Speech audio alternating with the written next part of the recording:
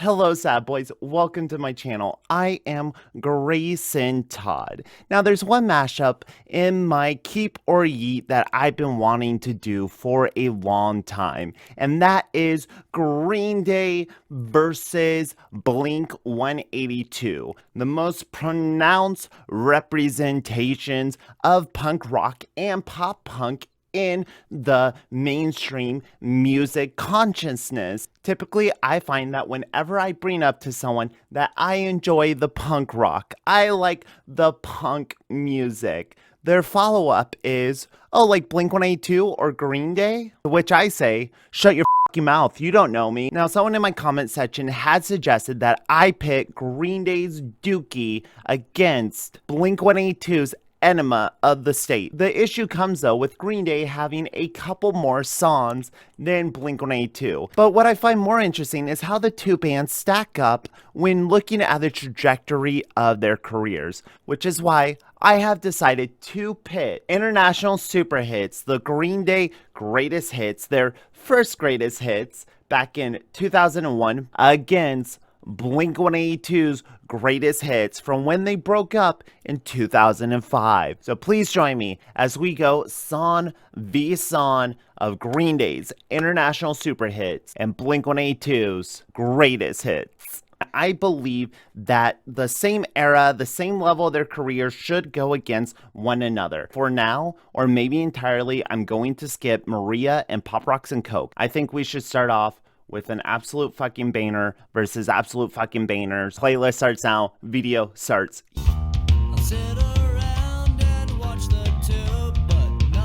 Regardless of how many times in my life I have listened to Longview, that bass line is so fucking solid. It transcends any annoyance that could come from a song being overplayed. It doesn't really matter how many times you listen to it, it still hits you in a place that feels nostalgic and earned. Now looking at Carousel, in context against Longview, you can see both bands started out in two very different places. Yes, I know Green Day have been making music for years. We're not talking about those. We're ignoring those for now. Blink-182 is very rough in the beginning. It's very juvenile. Green Day is also very juvenile, but their production feels like a band that's much more mature in their catalog than where Blink-182 is at this point. Even though I do like Carousel and I like the guitar riff, I cannot deny that Longview is just one of the greatest punk rock songs ever made. It's about being directionless and lazy and feeling like a fucking loser and having everyone tell you that you're a loser, but you're like, fuck, everyone else is a loser, why can't I be a loser? Let's just say I may have connected to this song over the course of my adolescence. God damn, just the tone of Trey Cool's drum set is so solid. The way the tom sound and the snare, the kick, everything is just so tight and clean and well produced. And what I find interesting about Welcome to Paradise, that if you do listen to the earlier versions of it, it's pretty much the same exact song. They didn't really spruce it up or add anything. All the parts that worked in that song still work here. The production is just slightly more elevated.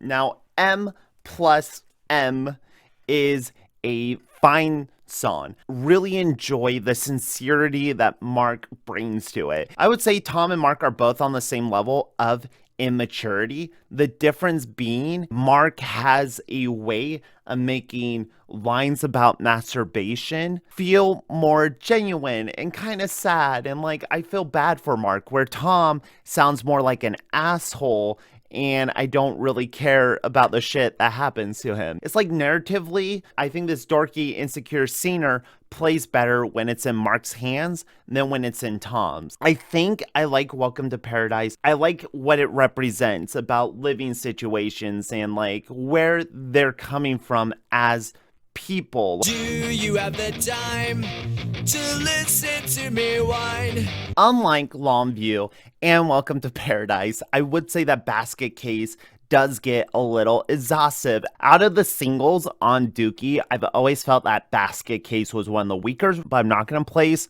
all my judgment on it until after I've listened to Damn It, God Damn It. It's alright to tell me what you think about me. I won't. Now, Damn It is just such a classic goddamn fucking banger. I don't know where we would be in the music scene without it. So much so that 155 made an entire album of bands just covering Damn It. Range from rock and roll to punk rock to bluesy to TikTok, electronica. And you can only really do that with a song that Lifeblood is so integral to the music scene and the people that grew up in it. When we're putting it against the powerhouse that is Basket Case, I'm gonna make a controversial pick and go with Damn It. I heard you crying loud.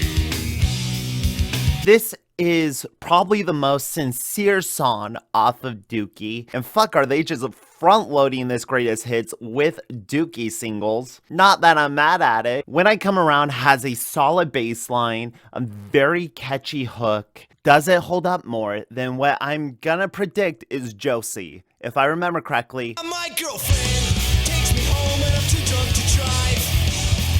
if you would ask me what is my favorite Blink-182 music video, I would probably say the video for Josie. Mark's purple hair, the actress they get to play Josie is just like so iconic and so perfectly 90s to me. My favorite aspect of this song is just how unconventional it is. It still sounds like Blink. It still sounds like a juvenile punk rock song. Feels like there's a little more creativity here, and the energy behind Josie is just so infectious that I can't help but sing along to it. So When I Come Around is a solid song that touches me, impacts me, makes me feel warm inside, but Josie is just one of my all-time favorite Blink-182 songs, and my biases do take hold. I wear my biases on my sleeve, and we're fucking tied up, so like, how biased am I?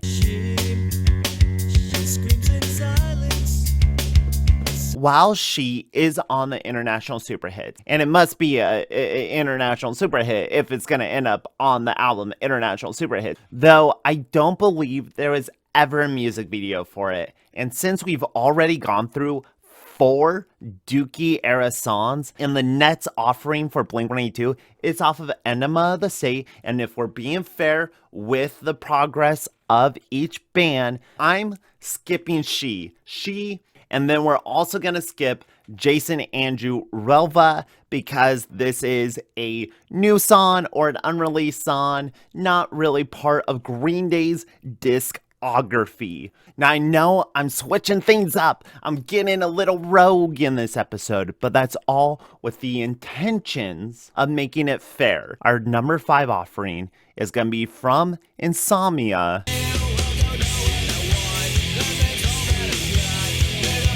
I have always found that Green Day is at their best when they're tight and cheeky. Billy Joel's lyrical ability is the best quality of Green Day. It's the most stealthy part of Green Day. You don't really realize how clever he's being until you listen to the song a couple of times, until you really dig in there. But the songs are so enjoyable on the surface that if you don't care about the deeper meaning, you can just enjoy it how it is, baby. It's about the time that bitch hung up on me. Nobody likes you when you're drunk. What's My Age Again, from the band who has never really grown out of being a child. What's My Age Again is a song that they've been rewriting ever since.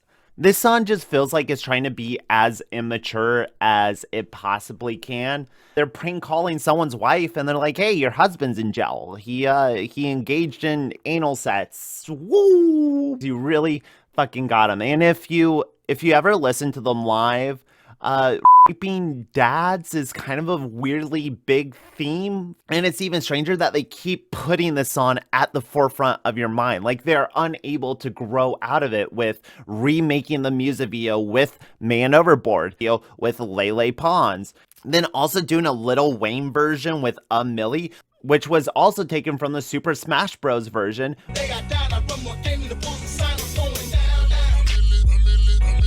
And then Blink-182 10 years later decided to do it for real. Just seems weird. That's all I'm saying.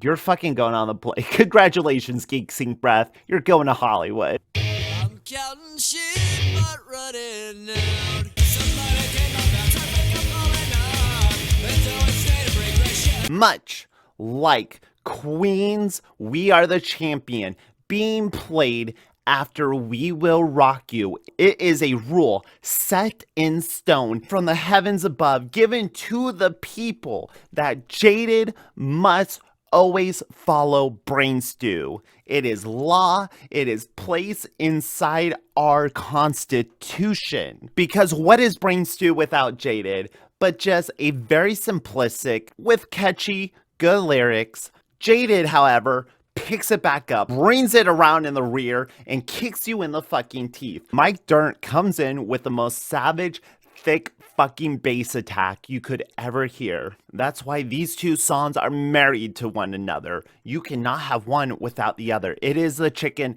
the egg, the alpha, the omega. All the small things, true care. Now, the fundamental difference, I believe, between Green Day and Blink-182 at this part of their career is Green Day is just trying to make the best music possible. Blink-182 feels more trying to construct their songs in a way to be the most accessible, listenable, playable, radio-friendly songs they can possibly produce. And all the small things is the core synthesis of that idea. It plays like a fucking nursery rhyme with the most simplistic 4-chord structured guitars. I would say this is Blink-182's worst instincts, whereas these two songs are the best instincts from Green Day.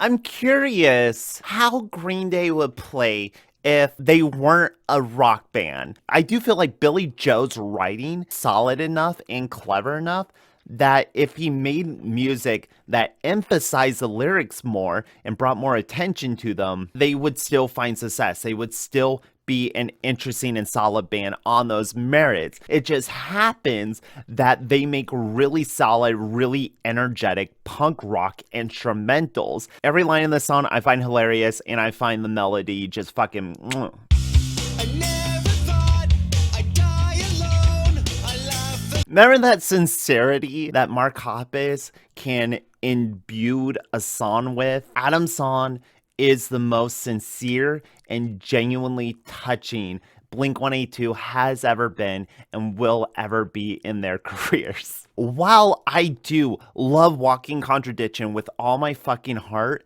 it doesn't emotionally move me like Adam's song does. Congratulations, Blink-182. It's not a complete shutout yet. While Stuck With Me isn't one of the songs that I think of when I think of great Green Day songs, but it has a really solid bass line and the melody is catchy. The song's more about class structures, being buried in a hole, being stuck with myself and the economical position I am in. But Blink-182 coming in with another solid entry, Man Overboard. Another really sincere offering from Mark Hoppus. Tom shows up too. This song's about their old drummer, Scott, who I believe was a drunk. I remember shots without chaser, absent-minded thoughts, now you're a stranger. This song cuts really deep and gets really personal, something that Blink-182 has a problem with, being vulnerable, letting you come in and see the people behind the rock stars. It's a little undercooked, it feels like it's missing maybe a part or two, but it's rare for them to pull off this genuine vulnerability. So I think I must reward it. If I'm gonna condemn Blink-182 when they're doing bad, I must reward them for when they're doing good. And this song is good.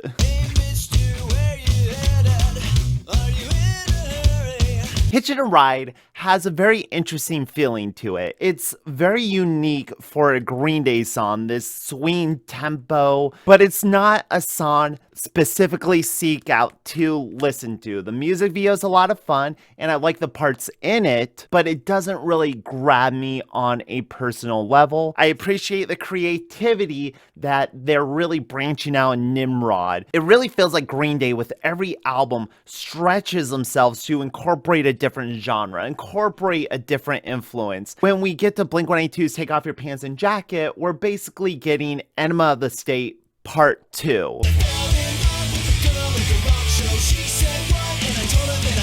So a lot of my issues with the Take Off Your Pants and Jacket, this Arrested Development that Blink-182 seems to be in. It's now 3 albums later, and they're still writing songs very similar to M plus M's, where it's like, I just want to get you, girl. I just want to get in the car and ride. Let's fucking get away from here. I believe they're in their 20s at this point, so the relationship they're talking about, getting kicked out of school, sinking through her windows, meeting her at the rock show, it feels weird coming from a grown man. It feels more so to me like, hey, we wrote juvenile love songs on our last album. Let's just keep doing that because that really caught on and grabbed the teenage audience. So let's kind of feed into that more. There's a lot of good songs on Take Off Your Pants and Jacket. I just feel like the singles they let off with are the poppiest and least interesting offerings. Oh, they're both the exact same length. I didn't even notice that. They're both 2 minutes and 52 seconds. That's interesting. Do I like the rock show more than Hitching a Ride? We're dead even with Blink songs and Green Day songs. While the rock show is not my favorite off of Take Off Your Pants and Jacket, it's energetic. It doesn't bring the playlist down, or I feel like Hitching a Ride kind of pulls you down a little, kind of brings the mood down a little, and I'm trying to create a good overall playlist. I want to keep it fun, I want to keep it energetic. Nothing's more fun and more energetic than, oh. Another turning point, a fork stuck in the road. If I'm gonna be my honest, biased self, I think it's okay to have biases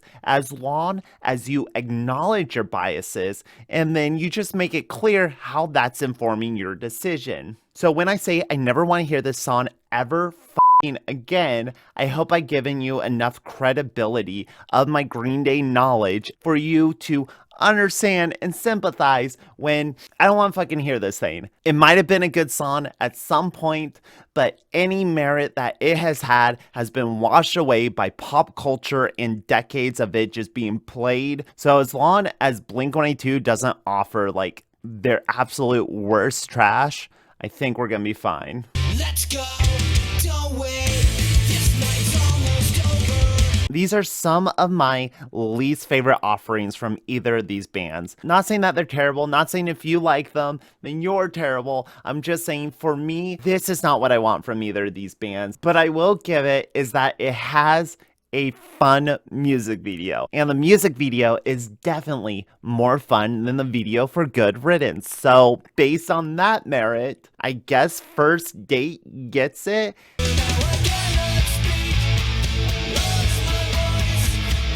I find Redundant refreshingly mature for Green Day. They haven't been as immature as Blink-182 was during their career. Redundant feels like something a little deeper, living in repetitions over and over again, like a roller coaster. You know, you go up and down, but it's the same track. I think the lyrics here are really clever, and I think the instrumentals, it's a way of being soft without actually making a soft song. While Stay Together for the Kids may be genuine, I find that it is over sentimental. It's almost like they took Adam's song and they're like, how can we suck the sappiness out of it? How can we squeeze? Let's add a photograph being taken. Let's mute the drums. Let's bring in this powerful chorus that destroys your eardrums. So when it comes to like sentimentality, I think Green Day is winning by miles with Redundant. Night skies finish last. You're running out of gas. Don't pat yourself on the back. you might break your spine. There's a couple of really funny lines in here that really stand out. If I remember correctly, Nice Guys Finish Last starts off Nimrod. And when you first hear it, it sounds like just a standard Green Day song, but it slowly grows on you. I think the hook on it and everything in the song is just tight and slick. It's a solid Green Day song and one that I think is slightly underrated. I gotta regret right now. I'm feeling it. The air is so cold and low.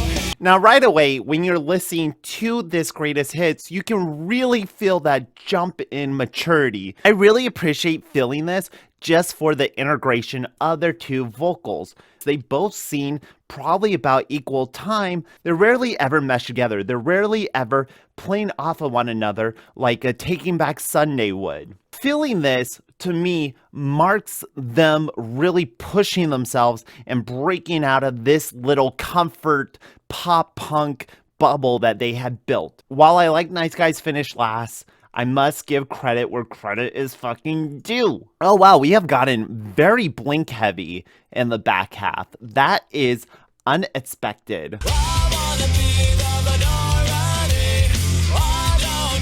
Now, a lot of people start to pull away when it comes to the Warning era of Green Day. They become a little more acoustic, but I really like the lighter, brighter tone that it brings to their sound. I like the acoustics and how they bounce over Trey Cool's drumming and Mike Dirnt's bass lines. Minority is probably the most solid offering off of Warning. I also pledge allegiance to the underworld, One Nation Under Dog. Of course, I pray to the dogs above me that they accept me into their fold. If all dogs go to heaven, then I'm gonna be there too, goddammit. This is the first time you're starting to get a taste of what the band will evolve into with American Idiot. Slightly politically charged, upbeat arena rock. Hello there, the angel from my nightmare. The shadow. I Miss You is very much like a meme to me. This song's just a joke. Mark at his most sappiness and Tom at his absolute whininess. While I appreciate the brushing on the drum kit, it has never touched me personally and I have never had a connection to it. Where Minority, I've been singing this shit since day one. Warning has the potential to be a obnoxious, kind of fluffy Green Day song, and I think it may have set some people off on the wrong note, being the first single off of this album, being so much lighter than their previous material. I like the sirens in it. I think the lyrics are funny. The music video is very well produced. To me, this is a classic Green Day song. I like this era, and I'm not going to hold it against them.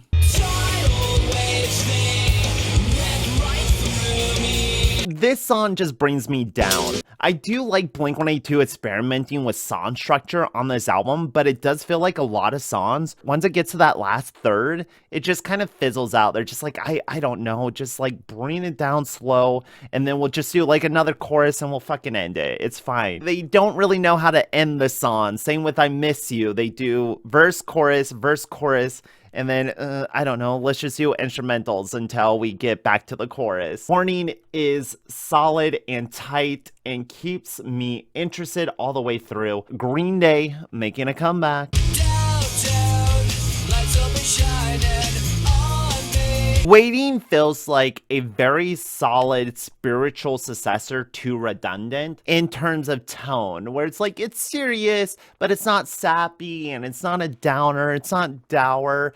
It's just like an upbeat, sentimental song. If you are gonna do a sappy love pop song like All the Small Things or First Date, I think this is how you do it. I think Always is the best version of that. I think it's more catchy and more memorable than Waiting, so I will favor it over Green Day. We're kind of coming to the very end of the albums, which means things are a little messy. These two albums are not clean cut, and I'm sorry if this video is not fair. I'm sorry if I don't hold up to my promise of this series. The next two songs off of Blink-182's greatest hits are new releases, unpreviously released tracks. And Green Day has a couple of those themselves. They have Maria, Pop Rocks and Coke, and JAR. With these 3 songs, Not Now, Another Girl, Another Planet, and Aliens Exist, I will put them up against the Green Day's unreleased tracks, and this will close out our playlist. I don't know, tell me I'm a fuck down below.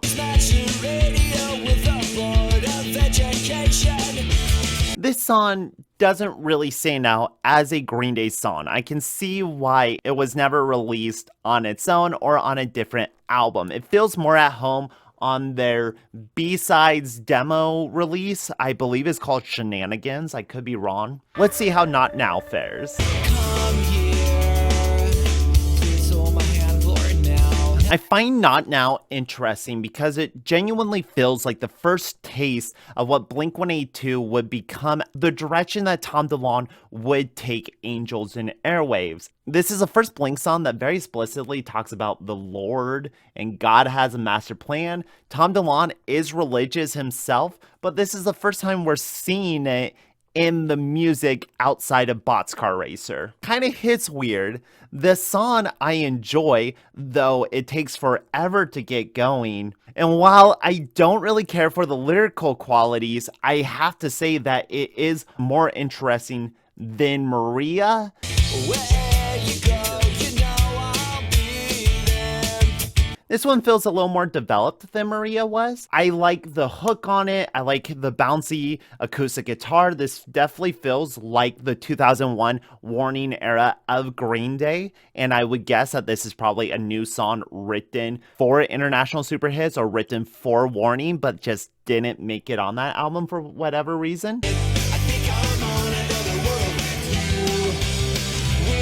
I like this offering a lot more than Not Now. It feels very immature in comparison, but it has a very fun, bouncy hook to it. Another Girl, Another Planet is more interesting than Pop Rocks and Coke. I honestly thought Green Day was gonna fucking murder this playlist, but here we are. They have one more chance with their final offering.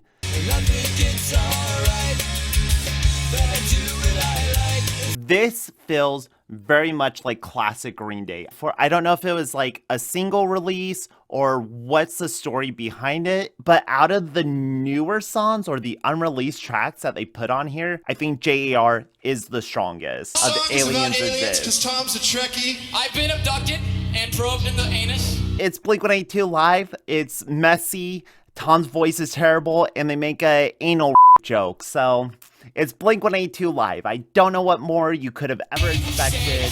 Feels weird coming after their new songs, their mature stuff, and then we end with a live version of Aliens Exist. I'd rather end our playlist with a solid Green Day offering. Now, this is my playlist at the end of our journey. 9 Green Day, 10 Blink-182 offerings. So what can we say? What can we take away from this? That throughout their career, Blink-182 and Green Day both have high points and low points. But when they are performing on all cylinders, when they are being the best they can be, they both excel in their respective genre. Also, a lot of contrast between the two bands and how they handle immature subject matters, how they handle sappy songs, how they handle more ballads. I think it is interesting to compare the greatest hits, the greatest offerings that the band themselves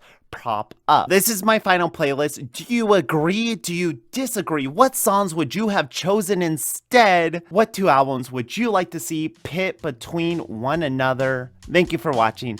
I'm Grayson Todd. Stay swazzy, stay posy, listen to some good shit. Want to say toodles, Raimi? Say toodles. Just say toodles. Say toodles.